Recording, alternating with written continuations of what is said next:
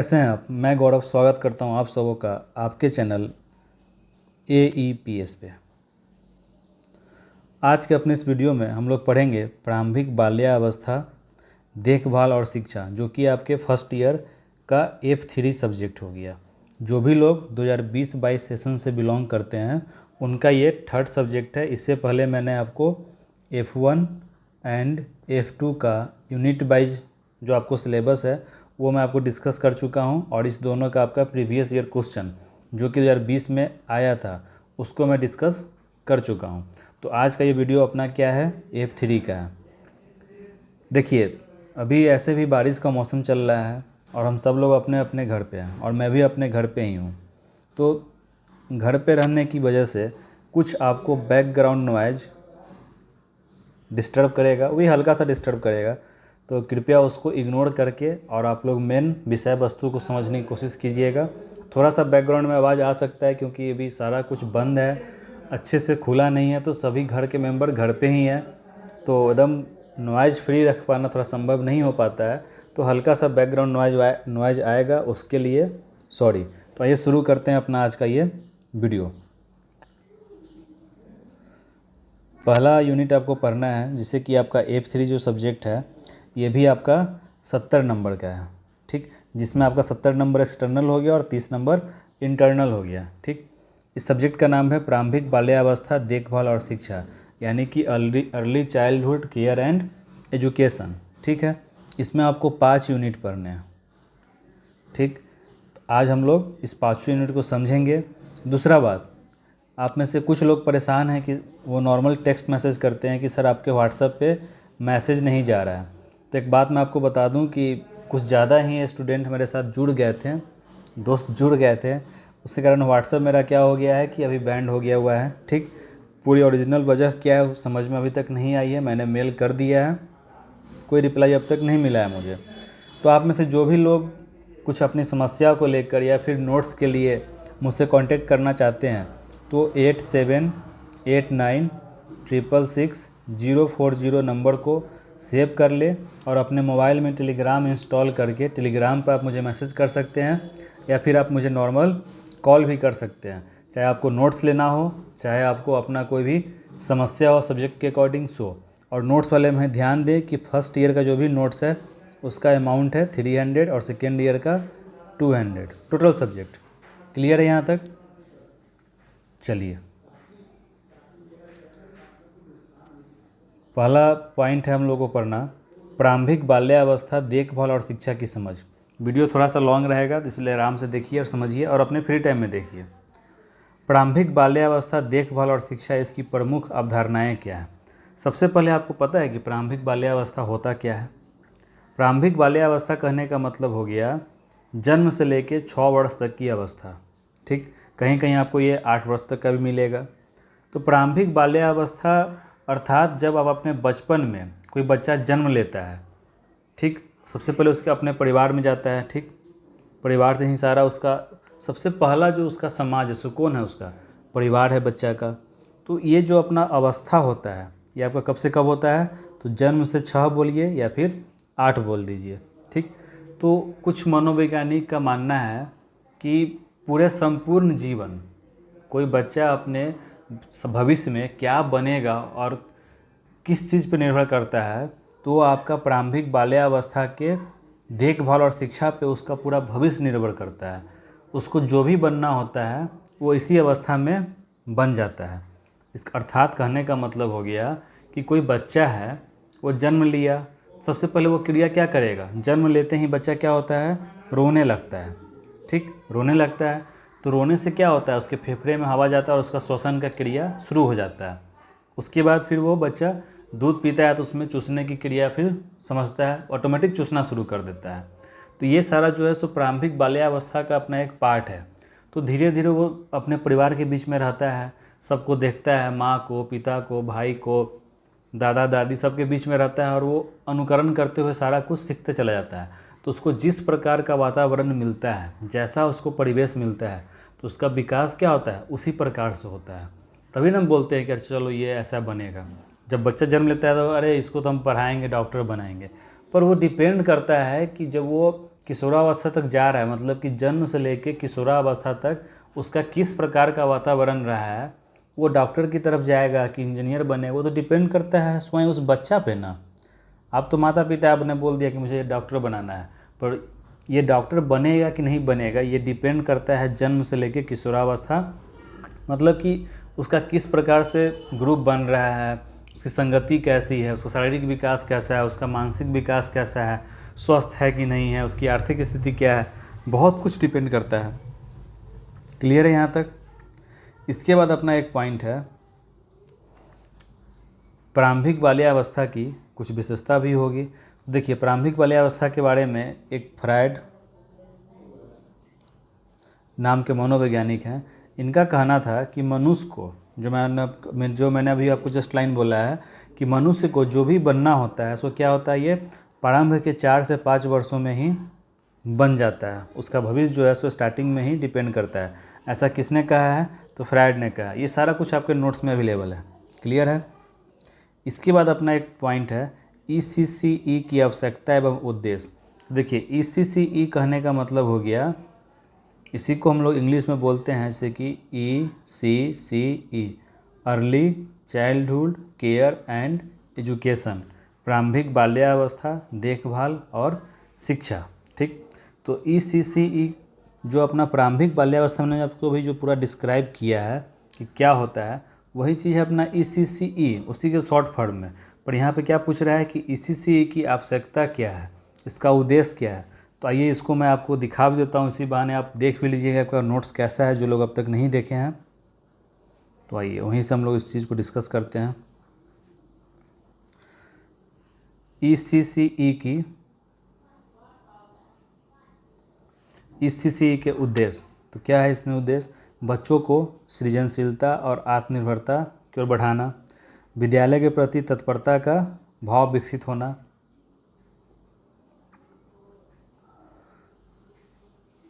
सामाजिक तरीके, ढंग, आदतें तथा धारणाओं को सिखाना, बच्चों में अच्छे सामाजिक दृष्टिकोण करना ताकि वो खेल तथा दूसरे सामाजिक गतिविधियों में मन से भाग ले सकें। आपका जो भी नोट्स एकदम सिंपल, जैसे मैं आपको डिस्क्राइब कर रहा हूँ अपने लैंग्वेज में, तो आपका नोट्स भी उसी लैंग्वेज में है। अब अपना बात होता है ECCE की आवश्यकता। देखिए, आवश्यकता क्या है? ECCE बच्चों के स्वास्थ्य एवं भोजन की पसंदीय पर जोर देता है। बच्चे अपने परिवेश से ज़्यादा सीखते हैं और मस्तिष्क एवं शरीर की वृद्धि आश्चर्यजनक ढंग से होती है। इसका आवश्यकता क्या है? मतलब कि बच्चा जो है सो अपने आसपास के माहौल से बहुत ज़्यादा सीखता है। ठीक, तो उसका शारीरिक और उसका मानसिक जो विकास है उस पर काफ़ी ज़्यादा प्रभावित होता है। मानवीय समाज का एकीकृत कार्य है जिसका विकास कर आने वाली पीढ़ी को समृद्ध किया जा सकता है। ECCE बच्चों के मजबूत नींव एवं विकास के लिए आवश्यक है। खेल खेल में शिक्षा तथा आनंदमय शिक्षा में प्रारंभिक बाल्यावस्था शिक्षा के मजबूत करने की ज़रूरत है। ये सब अपना क्या था? ECCE का आवश्यकता था और उद्देश्य था। इसके बाद हम लोगों को अगला पॉइंट पढ़ना है ECCE के लघु एवं दीर्घकालिक उद्देश्य। जो मैंने आपको जस्ट यहाँ पर ही बताया है वही पॉइंट आपको आगे भी पढ़ना था। देखिए, प्रारंभिक वर्षों के दौरान गुणवत्तापूर्ण प्रारंभिक बाल्यावस्था देखभाल शिक्षा का बच्चे के विकास एवं जीवन पर प्रभाव। यही बात यहाँ पर आ रहा है कि जो मैं आपको स्टार्टिंग में बताया हूँ कि किसी बच्चा को जो भी बनना होता है सो अपने प्रारंभ के जन्म से लेकर 6 वर्ष की अवस्था तक में पता चल जाता है कैसे क्या उसका, किस प्रकार से उसका देखभाल हुआ है, कैसा उसको माहौल मिला है, कैसा उसका वातावरण है, उसकी आर्थिक स्थिति कैसा है, उसका स्वास्थ्य कैसा है, पोषण कैसा है। उसी से डिपेंड करता है उसका आने वाला अपना आगे का जीवन। तो बोल रहा है कि प्रारंभिक बाल्यावस्था देखभाल शिक्षा का बच्चे के विकास एवं जीवन में प्रभाव। अगर वो प्रारंभ में ही बच्चे को ध्यान से देखा जाए, उसका जो गतिविधि है उसको बारीकी से समझा जाए, बच्चे की रुचि को समझा जाए, तो उसके विकास में क्या होगा? उसका विकास बहुत अच्छे तरीके से होगा, समृद्ध तरीके से होगा और उसका सीधा असर क्या होगा? उसके आने वाले भविष्य पे पड़ेगा, उसके जीवन पे पड़ेगा। इसी चीज़ को आपको यहाँ पे डील करना है। अब है अपना बच्चे कैसे सीखते हैं बाल विकास की अवस्थाएं। अब देखिए, बच्चे कैसे सीखते हैं, मैंने जस्ट अभी आपको बताया क्या कि जब बच्चा जन्म लेता है तो ऑटोमेटिक रोता है, रोने से फेफड़े में हवा आता है, फिर श्वसन क्रिया शुरू हो जाती है। फिर बच्चे को जब भूख लगती है तो वो रोता है, दूध पीता है, दूध पीने उसकी चूसने की क्रियाएं शुरू हो जाती है। फिर जैसे से वो बड़ा होता है अपनी माँ को देखता है मुस्कुराते हुए, बच्चा भी मुस्कुराता है, फिर उसको लगता है कि चलो रोने से उसको खाना मिलता है, दूध मिलता है, फिर वो समझता है कि अच्छा रोऊंगा जब जब मैं तो मुझे खाना मिलेगा, यही ना बच्चा समझता है। फिर अपने आसपास में जो लोग हैं उसके माता पिता भाई चाचा चाची मौसा मौसी दादा दादी जितने भी लोग हैं सबको देख के वो क्या करता है बच्चा, अनुकरण करता है, ठीक, नकल करता है, उनकी तरह करना चाहता है। बच्चा जो है प्रारंभ में अपने खिलौने के आसपास में घिरा हुआ रहता है, अपने साथ लोगों का सहभागिता चाहते रहता है कि उसके साथ में कुछ लोग मिले, साथ में खेलते रहें ताकि उसको आनंद आए। उसके बाद जैसे वो बड़ा होता है बच्चा तो समाज में निकलता है, फिर वो समाज से बहुत कुछ सीखता है। तो जितना कुछ आप सीखे हैं बचपन से लेके अभी तक और कैसे कैसे सीखे हैं उसी को आपको यहाँ पर लिख देना है, बच्चे कैसे सीखते हैं। क्लियर है? चलिए, सेकेंड यूनिट है आपका प्रारंभिक बाल्यावस्था देखभाल और शिक्षा, ईसीसी के पाठचर्या की समझ। अब देखिए, ईसीसी की पाठचर्या की समझ का मतलब हुआ कि एक संतुलित और संदर्भ युक्त ईसीसी पाठचर्या की समझ, मतलब कैसा होना चाहिए। ठीक है, तो इस कैसा होना चाहिए इसके लिए आइए ये भी चीज़ मैं आपको अपने नोट्स में ही दिखाता हूँ।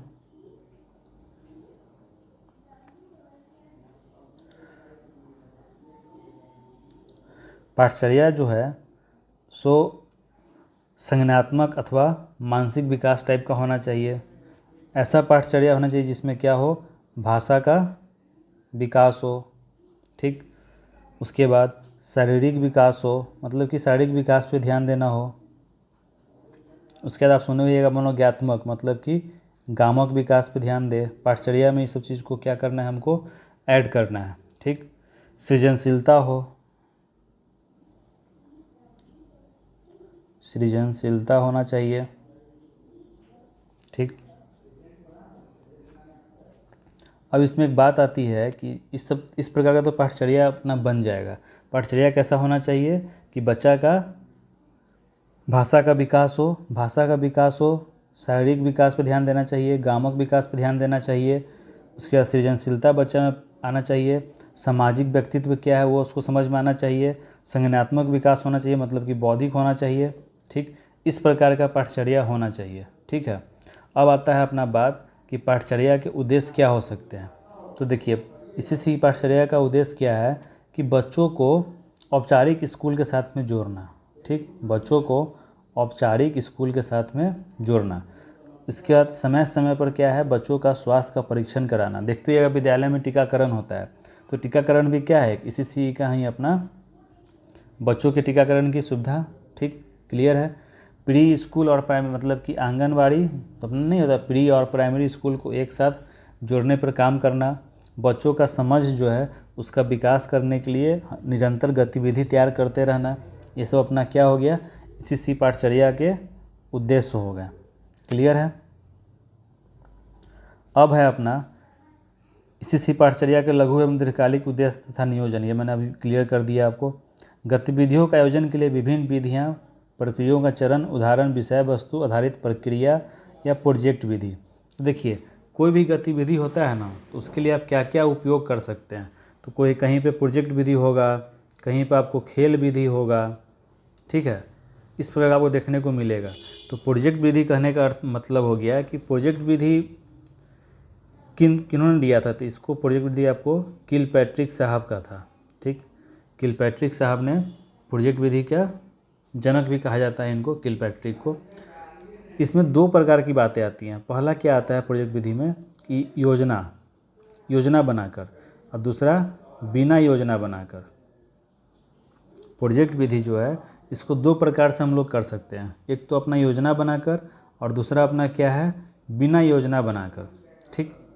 अब जब हम योजना बना के कार्य को करेंगे तो अपना कार्य क्या होगा, एक योजना रहेगा कितने दिन में कंप्लीट करना है, क्या इसका टॉपिक होना चाहिए, क्या सब टॉपिक होना चाहिए। तो एक अपना क्या पहले से प्लानिंग किया हुआ चीज़ है कि इसको ऐसे ऐसे करना है, तो वो कार्य क्या है, अच्छे से संपन्न होगा। बिना योजना मतलब क्या संसाधन हो लगेगा, क्या ज़रूरत है, कब तक काम चलेगा, कुछ हमको पता नहीं है, तो क्या होगा, एक समय सीमा पर वो प्रोजेक्ट समाप्त हो पाएगा, नहीं समाप्त हो पाएगा। तो ये प्रोजेक्ट विधि को हम लोग हमेशा योजना बनाकर करते हैं। अब इसको और मैं आपको आसान कर देता हूँ। आप जब अपने विद्यालय में रहे होइएगा, स्कूल टाइम में, कॉलेज टाइम में, कभी भी, तो आप कोई प्रोजेक्ट बना के सबमिट किए थे। तो जो आप सबमिट किए थे उसको बनाने में जो आपका लगा था समय, जो नॉलेज लगा था, कैसे बनाए थे, उस चीज़ को आप लिख दीजिए यहाँ पे। वही आपका क्या हो जाएगा, प्रोजेक्ट विधि। क्लियर है। कक्षा में विकासोन्मुखी बाल केंद्रित तथा समावेशी वातावरण का निर्माण। ये कहने का मतलब हो गया कि ईसीसी के पाठचर्या के अनुसार विद्यालय के अंदर में, कक्षा कक्ष के अंदर में शिक्षक क्या है, एक बस मार्गदर्शक है। एक बस मार्गदर्शक मतलब फैसिलिटेटर है। ठीक, इसमें क्या है कि टीचर एक जगह है और बच्चे को बाल केंद्रित करके, मतलब कि टीचर यहाँ पे बैठ गए, चारों तरफ से बच्चे हैं, अब बाल को केंद्रित करना है कि बच्चा को ही केंद्र में रखकर उनको समझाना है, सिखाना है। शिक्षक क्या है, बस एक सहयोग, मतलब कि एक मार्गदर्शक है। मान लीजिए कि 10 लोगों को यहाँ पे दे दिए एक प्रोजेक्ट बच्चों को करने के लिए। अब इस प्रोजेक्ट को करने में जो थोड़ा बहुत प्रॉब्लम आ रहा है, एक मार्गदर्शक के रूप में शिक्षक काम करेंगे, पर ये सारा प्रोजेक्ट का काम कौन करेंगे, बच्चे स्वयं करेंगे।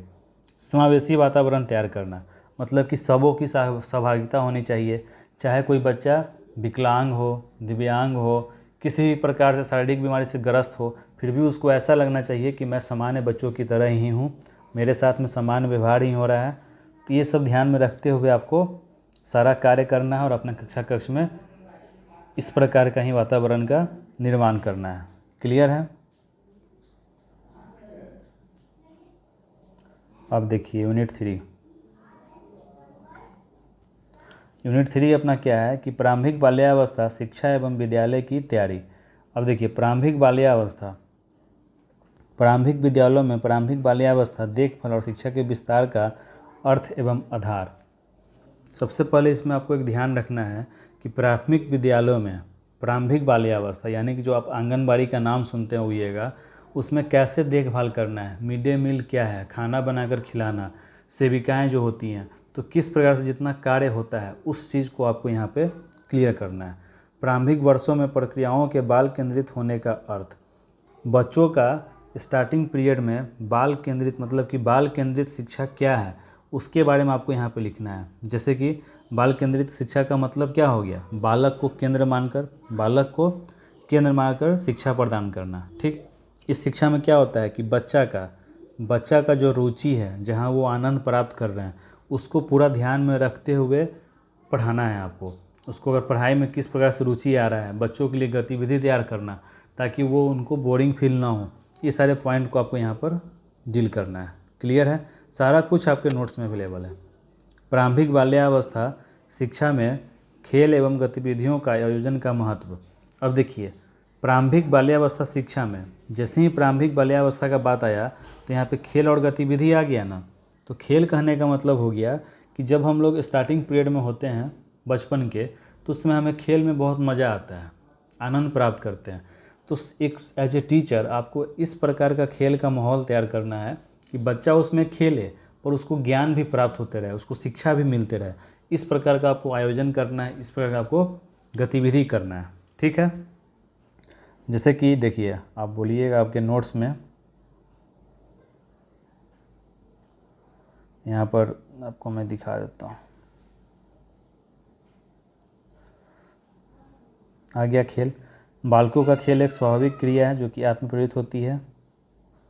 देखिए खेल की विशेषताएं, खेल एक स्वाभाविक प्रकृति है जिसमें बच्चा क्या है, अपने इच्छा के अनुसार खेलता है, उसकी अपनी रुचि होती है, वो अपने आनंद के लिए खेलता है। बच्चों का एक ग्रुप बन जाता है जिसमें आपका भाषा का विकास हो गया, शारीरिक विकास हो गया, मानसिक विकास हो गया, उसके बाद सहभागिता का विकास हो गया। बच्चे आपस में बातचीत करते हैं, अलग अलग घर से बच्चे आते हैं तो अलग अलग प्रकार का मातृभाषा होता है, तो उनके भाषिक विकास होता है। उसके बाद खेल को जन्मजात प्रवृत्ति माना जाता है, लेकिन यह सही नहीं है क्योंकि खेल सीखने और वातावरण पर भी आधारित होता है। खेल कोई जन्मजात चीज़ नहीं है। क्लियर है। इसी में आपको आगे एक्सप्लेन करना होगा, अगर 10 नंबर में आएगा तो खेल के प्रकार क्या होते हैं, सब चीज़ आपको यहाँ पे एक्सप्लेन कर सकते हैं। सारा कुछ आपके नोट्स में लिखा हुआ है।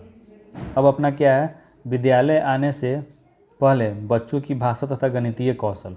अब देखिए कोई बच्चा सर्वप्रथम जब विद्यालय आता है, सबसे पहले वो अपने साथ में क्या लेकर आता है, तो भाषा लेकर आता है। ठीक, अब यहाँ पे एक चीज़ आ गया गणितीय कौशल। तो आप लोग कहिएगा यार गणितीय कौशल कैसे आ जाएगा, तो समझिए। बच्चा जब अपने घर में स्कूल आने से पहले, विद्यालय आने से पहले, ठीक, भूख लगा तो उसको उसकी मम्मी क्या दी, रोटी दी खाने के लिए। तो बोलेगा ना मम्मी हम 2 रोटी नहीं खाएंगे, 1 रोटी खाएंगे। तो उसको गणितीय कौशल है तभी तो बोला कि नहीं हम 1 ही रोटी खाएंगे, 2 नहीं खाएंगे, ठीक। उसको आप बिस्किट दिए, चॉकलेट दिए, ये बड़ा है, ये छोटा है, ये लंबा है, ये छोटा है, ये मोटा है, ये पतला है। इस तरह का गणितीय कौशल क्या होता है, बच्चे में ऑलरेडी होता है। अपनी समस्याओं को बता पाना, उसको कहाँ क्या प्रॉब्लम आ रहा है उस चीज़ को बता पाना, मतलब कि उसके अंदर में इतना भाषा होता है कि वो अपनी समस्या को बता सकता है और आपकी बात को समझ सकता है। उसे भूख लगेगी तो बोल सकता है कि मुझे भूख लगी है, मुझे ये समझ में नहीं आ रहा है। तो इतना चीज़ उसके अंदर में पहले से होता है। इसी चीज़ को आपको यहाँ पे लिखना है। क्लियर है। यूनिट 4, बच्चे की प्रगति का आकलन। अब देखिए आकलन, मूल्यांकन, अवलोकन, ये सब चीज़ क्या है आपके लिए इम्पोर्टेंट है। और ये सब वर्ड आपको टिप्पणी लिखना होता है ना, जहाँ पे देखिएगा लास्ट में 10 नंबर में आप प्रीवियस ईयर क्वेश्चन में देखे होइएगा टिप्पणी, तो वहाँ पे ये सब चीज़ आपको आ सकता है, ठीक है। तो पहला क्वेश्चन है कि प्रारंभिक वर्षों में विकास के विभिन्न आयाम एवं अधिगम। आयाम कहने का मतलब हो गया कि कितने उसके भाग में आप बांट सकते हैं। तो देखिए प्रारंभिक वर्षों में विकास के विभिन्न आयाम क्या हो सकते हैं, अपना वही सिंपल चीज़, शारीरिक विकास हो गया, सामाजिक विकास हो गया, भाषाई विकास हो गया, बौद्धिक विकास हो गया, नैतिक विकास हो गया। इस सबको आप डील कर लीजिए। नैतिक विकास हो गया, ये सब अपना क्या है, विकास के विभिन्न आयाम हैं, ठीक। अब इसमें क्या है, आपको तो 2 लाइन लिखना है, आप आराम से लिख सकते हैं। बच्चों के प्रगति के विभिन्न संकेतक एवं मानक। अब आपके घर में कोई बच्चा है, आपका छोटा भाई, या फिर अगर आप हाउस वाइफ हैं तो आपको आपका अपना बेबी, तो आप कैसे बोलते हैं, अरे इसको तो आ गया, अरे ये काम ही करना सीख ली। तो कुछ ना कुछ आपको पता चलता है ना, कि कुछ आप उसमें बदलाव देखते हैं ना, तभी ना आप इस बात को बोलते हैं, अच्छा इसको ये चीज़ आ गया, अच्छा ये अब अपने से खा सकता है, अच्छा अब ये पढ़ सकता है, अच्छा ये अब ये लिख सकता है। तो इस प्रकार की जो बात हमारे अंदर से निकलती है, यानी कि बच्चों को देखकर जो हमारे अंदर से निकलती है, तो आप कुछ ऐसा उस बच्चे में बदलाव देखते होइएगा तभी ना निकलता है इस बार ये बात। उसी चीज़ को आपको यहाँ पे लिखना है। कोई भी किताबी लैंग्वेज आपको लिखने की ज़रूरत नहीं है। अब अपना क्या है, बच्चे की प्रगति का अवलोकन व आकलन। अवलोकन कहने का मतलब हो गया कि आप विद्यालय में गए पढ़ाने, ठीक, विद्यालय में पढ़ाने गए और आपने पहला दिन क्या किया, बच्चों का अवलोकन किया, बच्चे से आपने बातचीत किया। अगर आपको हिंदी पढ़ाना है तो आपने हिंदी के बारे में कुछ बातचीत किया, पूछताछ किया। बात ही बात में मतलब कि मस्ती के दौरान ही आप लोगों ने ये पता कर लिया कि उस विद्यालय में, उस कक्ष के अंदर में बच्चों को वर्णमाला की समझ है कि नहीं, उसके बाद अक्षर की पहचान है कि नहीं। ये सब चीज़ आपने क्या किया, बातों बात में आपने अवलोकन कर लिया। अब आपको क्या करना है, उसके ऊपर में कार्य करना है और फिर आप उससे पूछताछ कीजिएगा। तो जो आप शुरू में ऑब्जर्व किए सो आपका क्या हो गया, अवलोकन हो गया। अब जब बाद में आप क्लास के दौरान पूछताछ भी कर रहे हैं, आप बता भी रहे हैं, डिस्कस कर भी रहे हैं, पूछ भी रहे हैं, उसका जवाब भी दे रहे हैं, अगर नहीं आ रहा है बच्चों को तो आप जवाब भी दे रहे हैं, तो अपना क्या हो गया, आकलन करना, ठीक। अब इसी में एक पार्ट अपना क्या जाता है, मूल्यांकन। जब आप 1 महीना पढ़ा दिए और वीकली टेस्ट लिए 10 नंबर का, जहाँ पे संख्या का बात आ जाए तो अपना क्या हो जाएगा, मूल्यांकन। मूल्यांकन आप कक्ष के भी कर सकते हैं। इसी में एक पार्ट अपना क्या होता है, सतत एवं व्यापक मूल्यांकन, यानी कि कक्ष का भी और कक्षा के बाहर का भी। तो जब आप मूल्यांकन कर रहे हैं तो वहाँ संख्या आ गया या फिर ग्रेडिंग आ जाएगा, मतलब कुछ भी आप अपने हिसाब से एक मापदंड तैयार कीजिएगा कि जो इतना किया उसको A+, जो नहीं किया उसको B, इस तरह से आप करके अपना ग्रेडिंग कर लीजिए या फिर संख्या पे कर लीजिए। तो ये आपका क्या पार्ट कहलाएगा, मूल्यांकन। आपने पढ़ा दिया, फिर आपने बच्चों का एग्ज़ाम लिया, टेस्ट लिया, जो उसको नंबर आया वो आप उसके पोर्टफोलियो में लगा दिए। क्लियर है यहाँ तक। चलिए अब अपना क्या है, प्रारंभिक बाल्यावस्था शिक्षा में बच्चे के प्रति, बच्चे की प्रगति से संबंधित अभिलेखों का संधारण। वही आपका आकलन हो गया, मूल्यांकन हो गया। इसमें ऐसे जो लिखना है आपको, बच्चों की प्रगति में घर एवं विद्यालय की भूमिका का अंतर संबंध। अब बच्चे की प्रगति में घर एवं विद्यालय का, अगर मान लीजिए कोई बच्चा विद्यालय में जा रहा है पढ़ने, उसको होमवर्क मिला, अब वो घर पे आया, उसके अभिभावक उस पर कोई ध्यान ही नहीं दे रहे हैं, वो बच्चा पढ़ रहा है कि खेल रहा है कि सोया हुआ है कि क्या कर रहा है, कोई मतलब नहीं है बच्चा से, बच्चा को एकदम फ्री छोड़ दिया हूँ, जो करना है करो।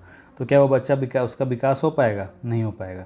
जितना एक शिक्षक का कर्तव्य बनता है बच्चों को पढ़ाने के लिए, उससे कई गुना ज़्यादा एक कर्तव्य अभिभावक का है कि वो अपने बच्चों को ध्यान दे, एटलीस्ट कम से कम बैठाएं, एक समय बनाए, एक दैनिक चर्या जो होता है एक दैनिक चर्या होता है, उस रूटीन को वो बच्चे को फॉलो कराएं, ताकि वो अपने समय के अनुसार अपना कार्य को समाप्त कर ले। क्योंकि बहुत सारा ऐसा कार्य होता है जिसमें सबको मन लगते रहता है, कोई खेल रहा है तो खेलता ही रहेगा, ठीक है, कोई खेल रहा है तो वो क्या है अपना खेलता ही रहेगा। तो एक समय सीमा के अनुसार, एक टाइम टेबल के अनुसार उसमें करना, तो किसका काम है? घर का ही काम है। क्लियर है यहाँ तक? अब है आपका विशेष आवश्यकता वाले बच्चे तथा प्रारंभिक बाल्यावस्था देखभाल और शिक्षा। मतलब कि दिव्यांग के बारे में, जो विशेष आवश्यकता वाले बच्चे हैं, मतलब कि जो सामान्य बच्चों से अलग हैं, वो दिव्यांग के कैटेगरी में आ गए। तो उनको आप किस प्रकार से उनका आप सहायता कर रहे हैं, उनको आप पढ़ा रहे हैं, ताकि उनको ये भी फील ना हो कि मैं दूसरों से भिन्न हूँ। तो उनके लिए आप अलग से क्या क्या व्यवस्था कर रहे हैं, किस प्रकार संसाधन रखे हुए हैं। आपको अपने मन में सोच के चलना है कि आप ऐसे कक्ष में बैठे हैं जहाँ पे एक विशेष आवश्यकता, मतलब कि सामान्य से अलग टाइप के ही बच्चे बैठे हैं और सामान्य बच्चे भी बैठे हैं। उस स्थिति में आप कैसे पढ़ाइएगा, उसी चीज़ को आपको यहाँ पर बताना है कि आप क्या क्या काम कर रहे हैं। ये भी आपके नोट्स में अवेलेबल है। क्लियर है? इससे ज़्यादा आपका जब हम लोग प्रीवियस ईयर क्वेश्चन सॉल्व करेंगे 2020 वाला F3 का, तो उसमें आपको पता चल जाएगा कि इसमें किस प्रकार के प्रश्न आते हैं। क्लियर? अब क्या है अपना बिहार में प्रारंभिक बाल्यावस्था देखभाल और शिक्षा की वर्तमान स्थिति। शिक्षा की वर्तमान स्थिति कहने का मतलब हो गया कि इसमें क्या क्या चुनौतियाँ हो सकता है। ठीक, तो बिहार में प्रारंभिक बाल्यावस्था का देखभाल करने के लिए कुछ नवाचार चीज़ किया जा रहा है। जैसे कि आपको मान लीजिए ना कि नवाचार के द्वारा व्यक्ति का वर्तमान जो भी परिस्थिति है, मतलब कि जो आर्थिक स्थिति है, उसमें सुधार का प्रयास किया जा रहा है। ठीक, इसमें कोई ना कोई आपको हर 1 किलोमीटर के बाद आपको एक प्राथमिक विद्यालय मिल जाएगा, हर पंचायत में आपको विद्यालय देखने को मिल जाएगा। मतलब कि प्राथमिक विद्यालय, माध्यमिक विद्यालय, उच्च माध्यमिक विद्यालय, ये सब तरह का आपको पूरा कंसेप्ट अब बिहार को में हर ज़िले में आपको देखने को मिल जाएगा। हर पंचायत में विद्यालय हो गया है, हर गांव में विद्यालय खुल रहा है। मतलब कि बच्चा को कहीं से कोई परेशानी नहीं हो, निःशुल्क शिक्षा का प्रावधान किया गया है। तो ये सारा कुछ अपना क्या है, बच्चों को देखते हुए नज़र में किया गया है। और शिक्षा की वर्तमान स्थिति क्या, ये आपसे अच्छा कोई नहीं जान सकता है, क्योंकि आप लोग का अभी जस्ट ट्रेनिंग तो समझिए कि बस कहने के लिए हो गया, पर अब आप लोग का इतना अंडरस्टैंडिंग होगा कि अभी शिक्षा का वर्तमान स्थिति क्या है, उसको आपको यहाँ पे लिखना है। राज्य में प्रारंभिक बाल्यावस्था शिक्षा को 8 वर्ष तक विस्तार देने का अर्थ।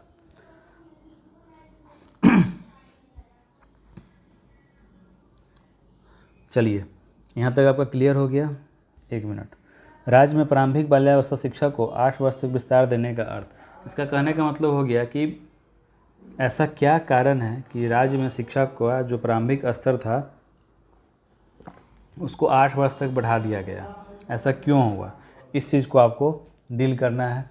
और इसको मैं चाहता हूं कि आप लोग सोचिए और अपने मन से इसका आंसर लिख कर आप मुझे टेलीग्राम पर, जो कि नंबर है 8789666040 पे मैसेज कीजिए। मैं देखना चाहता हूं कि आप लोगों ने अब तक आप कुछ सोच के ही ना टीचिंग वाले फील्ड में ऐड हुए हैं, तो ये चीज़ आप अपने मन से लिखिए इसको भी।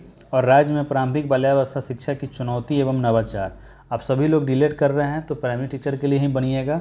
इस 2 चीज़ को आप अपने मन से सोच के लिखिए, फिर मैं आपको इसका जवाब बताऊंगा। ठीक, तो ये 2 चीज़ आपका समझिए कि एक तरह से होमवर्क है। क्लियर है? राज्य में प्रारंभिक बाल्यावस्था शिक्षा की चुनौती एवं नवाचार, क्या क्या चुनौतियां आ रही हैं, क्या क्या नया काम किया जा रहा है। ठीक, क्यों 8 वर्ष तक इसको विस्तृत किया गया है, ये सब चीज़ आपको क्या है अपने मन से लिखना है। राज्य में विद्यालय की तैयारी में संस्थाओं से अपेक्षा, अब कितने प्रकार के संस्था हैं, चलिए ये चीज़ आपके लिए थोड़ा सा अलग हो जाएगा, तो ये मैं आपको बता देता हूँ। संस्थाएं कहने का मतलब हो गया कि आप देखते होगा यूनिसेफ का नाम सुने होइएगा, बाल समेकित शिक्षा का नाम सुने होइएगा, कस्तूरबा गांधी बालिका विद्यालय देखे होइएगा, मीना मंच देखे होइएगा। ये सब क्या है, एक संस्था है जो कि कार्य कर रहा है बच्चों के विकास के लिए। ठीक, कस्तूरबा गांधी बालिका विद्यालय में आपकी लड़कियां फ्री में रहती हैं, खाना खाती हैं, पढ़ाई करती हैं, सारा कुछ उनका मुफ्त है, सरकार की तरफ से है। मीना मंच क्या हो गया कि गांव-गांव में जो लड़कियां नहीं पढ़ती हैं तो एक लड़कियों का ग्रुप होता है, वो जाती हैं घर घर पे घूमकर बच्चों को बताना, लड़कियों को समझाना कि शिक्षा क्यों जरूरी है। वो मीना मंच का अपना कार्य हो गया। तो ये सारा कुछ आपके ऑलरेडी नोट्स में मेंशन है। अब ये जो 2 चीज़ है, राज्य में प्रारंभिक बाल्यावस्था शिक्षा को 8 वर्ष तक विस्तार देने का क्या अर्थ है। अब आपको सोचना है कि ऐसा क्या है अपने बिहार में जो शिक्षा को प्रारंभिक स्थिति को 8 वर्ष तक आगे बढ़ा दिया गया है, ठीक। और राज्य में प्रारंभिक बाल्यावस्था शिक्षा की चुनौतियाँ एवं नवाचार, मतलब कि अभी के टाइम में, अब इस क्वेश्चन को भूल जाइए, आपको ये सोच कर लिखना है कि अभी के समय में जो आपके गांव में प्राथमिक विद्यालय है उसमें क्या क्या चुनौती हो सकता है और क्या क्या बदलाव हो सकता है। इस 2 चीज़ को आप सोचिए। इस 2 चीज़ों को अगर आप सोच लिए तो ये आपका जो F3 का सब्जेक्ट है ना, इसको आप अपने मन से लिख लीजिएगा। कोई नोट्स, कोई गाइड, कोई बुक की आवश्यकता नहीं है, किसी गौरव वर्मा की आवश्यकता नहीं है दोस्त, आप अपने मन से लिख लीजिएगा। अगर इस 2 क्वेश्चन को आप समझ जाते हैं पूरे अच्छे से, अपने मन से थोड़ा सा विचार कीजिए, जल्दीबाजी नहीं है मुझे, थोड़ा सा विचार कीजिए। मैं भी यही हूँ, आप भी यही हो, विचार करके आपको इसका जवाब देना है, ठीक। तो आपका ये F3 तक का कंप्लीट हो गया। मैंने आपको नोट्स भी बता दिया है। जो लोग बोल रहे थे सर मुझे नोट्स का एक डेमो दीजिए, तो आज मैं डेमो के रूप में भी दिखा दिया हूँ। तो जिनको भी नोट्स लेना होगा वो 8789666040 पे मुझे टेलीग्राम पे मैसेज करेंगे और उनको अपना ईमेल आईडी मुझे बताना होगा। उनका नोट्स उनके ईमेल आईडी पे ही जाएगा। फर्स्ट ईयर के नोट्स का 300 है, ठीक। और ये बस 300 मत समझिए, इसके साथ में आपको कहीं भी कुछ भी टॉपिक में प्रॉब्लम हो, वर्ड में प्रॉब्लम हो, क्वेश्चन में प्रॉब्लम हो, असाइनमेंट में प्रॉब्लम हो, लेसन प्लान में प्रॉब्लम हो, हर चीज़ के लिए हम अवेलेबल हैं। चाहे वो कॉल के माध्यम से हो, चाहे वो मैसेज के माध्यम से हो, जिस प्रकार से होगा आपकी समस्या का समाधान आपके इस चैनल AEPS पे किया जाएगा। क्लियर है? चलिए, अगर वीडियो सही लगा हो तो लाइक करें, शेयर करें, सब्सक्राइब करें और बेल आइकन पे क्लिक करें ताकि सारी रेगुलर अपडेट आपको मिलती रहे। धन्यवाद।